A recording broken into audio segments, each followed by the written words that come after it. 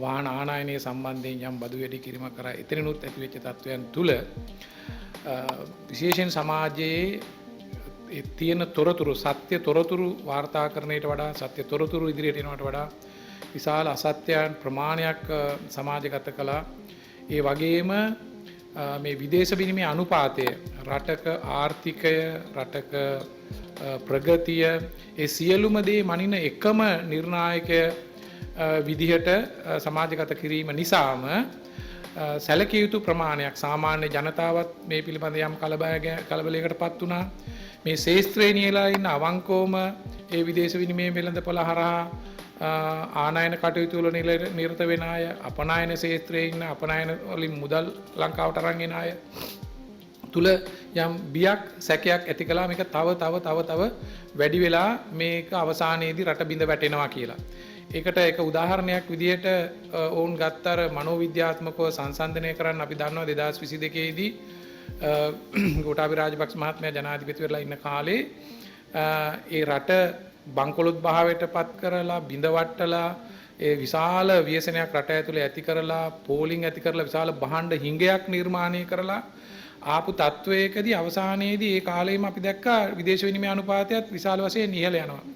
ඒ නිසා මේ වැරදි තොරතුරු සමාජගත කරන අය අර සියලු කතන්දර 22 මොන වගේ රටක්ද තිබුණේ බිඳ වැටිච්ච සියලු කාරණා අමතක කරලා ඩොලර් එක 370ට ගියා.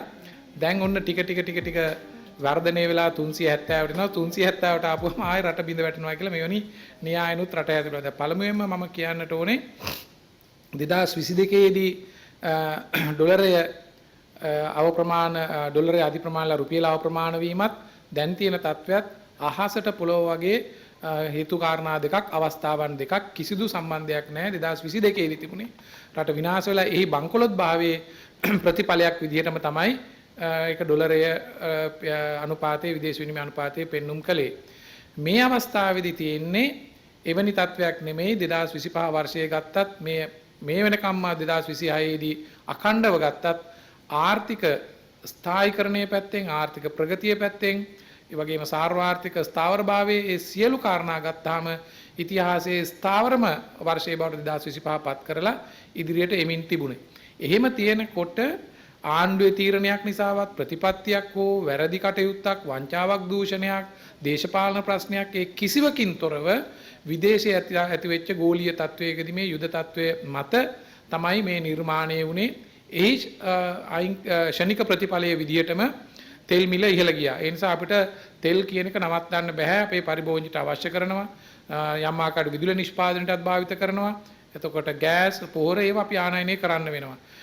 ප්‍රධාන වශයෙන් මෙහි මිල ඉහළ ගියා. ඒ වගේම මේ යුද තත්ත්ව නිසා නාවික ප්‍රවාහන ගාස්තු ඉහළ ගියා. රක්ෂණ ගාස්තු ඉහළ ගියා. ඒ නිසා තෙල් වල මිල විශාල වශයෙන් ඉහළ ගියා අතර අනෙකුත් භාණ්ඩ අපිට අත්‍යවශ්‍ය කරන බෙහෙත් ද්‍රව්‍ය අත්‍යවශ්‍ය ආහාර ද්‍රව්‍ය මේ හැම එකකම මිල මේ ඩොලරයේ වැඩිවීම විසින් වැඩි කරලා තියෙනවා.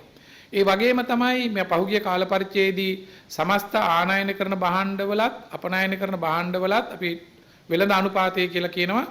ආනයනය කරන භාණ්ඩවල ඩොලර් මිලත් වෙනමම වැඩි වෙලා තියෙනවා. අපි අපනයනය කරනවල භාණ්ඩවල ඩොලර් මිලට වඩා මේ කාරණයක් බලපාලා තියෙනවා. ඊට අමතරව මේ යුද තත්වය ඇතුලේ සහ ගෝලීය වශයෙන් තියෙනවා ඒ භූදේශපාලනික වශයෙන් මේ රට රටවල් අතර ලෝක ආර්ථිකය ඇතුලේ හැසිරවීම.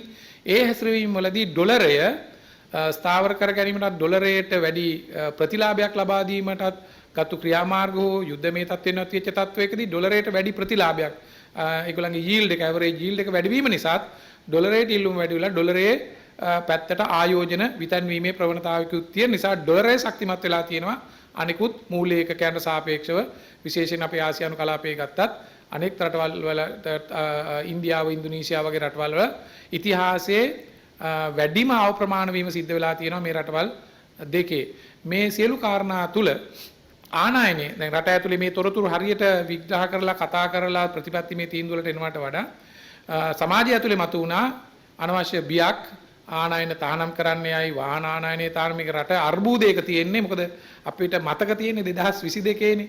ඒ නිසා මේ සියල්ල තහනම් කරයි කියන එක. පළමු කොට මම කියන්නේ ආණ්ඩුව කිසිදු ආකාරයකට කිසිදු තීන්දුවක් අරගෙන නැහැ මේ ආර්ථිකය හකුලවල ආර්ථිකය නවත්තලා ආනයන සීමා කිරීම කරලා තහනම් කිරීමක් කරන්න. කිසිදු ආකාරයක එහෙම තීන්දුවක් අරගෙන නැහැ. මොකද අපිට අවශ්‍ය කරන්නේ මේ ප්‍රශ්නෙට උත්තරේ හොයන්න මේ ආර්ථිකයේ දුවන ගමන්ම බාහිරින් ඇතිවෙච්ච ප්‍රශ්නේ ඒ කම්පණයට වඩාත්ම නිවැරදි විද්‍යාත්මක පිළිතුර හොයාගන්න. හොඳ සමාජයක විය යුත්තේ තොරතුරු පාදක දත්ත ඉදිරිපත් කිරීමක්. ඒ වගේම විදේශීය මේ ඉන්න ශ්‍රී ලාංකිකයන්ටත් මම යෝජනා කරනවා මේ මොහොතේදී ඔබ එවන ඒ ඩොලරය විසින් විශාල ශක්තිමත් භාවයක් මේ රුපියල ආරක්ෂා කරගන්න සංචිත ගොඩනගා ගන්න මේ තීරණාත්මක මොහොතේ මේ කෙටි කාලයකින් මේක පහව යනවා. ඒක වැදගත් වෙනවා. මම හිතනවා ඔබ ඒ කාර්යය හරියට කරමින් තියෙනවා.